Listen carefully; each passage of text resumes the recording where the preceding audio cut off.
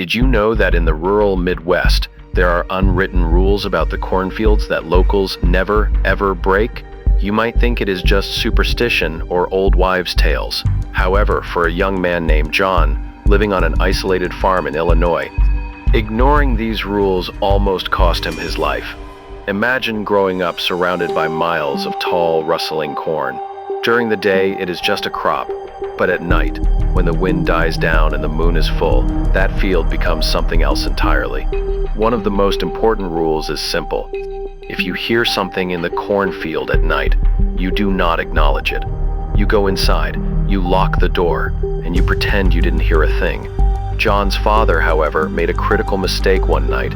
They had been losing chickens for weeks, finding them torn apart in the coop. His father assumed it was a coyote or a fox, so, late one evening, he grabbed his rifle and headed out to the coop to wait. John watched from the porch. The night was dead silent. Suddenly his father yelled out, thinking he saw the predator. He ran into the cornfield, disappearing into the stalks. John waited. 5 minutes passed, then 20, then an hour. Silence. No gunshots, no footsteps, just the corn swaying slightly in a breeze that wasn't there. Consequently, John heard a heavy, rhythmic knocking on the front door. Boom, boom, boom. He moved to the side window to peek out. Standing on the porch was an old woman he had seen wandering the road days before. Except, she looked wrong. She was taller now. Her limbs stretched slightly too long for her body, and when she raised her hand to knock again, John froze. They weren't hands, they were paws, covered in fur, with long, dark claws. She turned her head, locking eyes with him through the window, and smiled a smile that was far too wide. "Let me in," she whispered, her voice sounding like dry leaves. "Your dad said I could come in."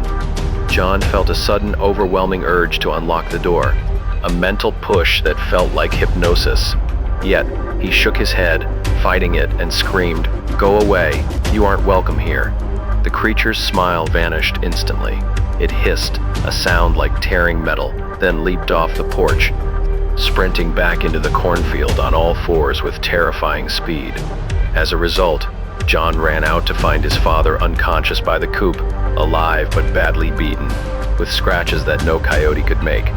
They never spoke of it again, but they learned the rule: when the corn whispers, you don't listen. So now tell me, if something sounded like a neighbor but looked like a monster, would you have opened the door?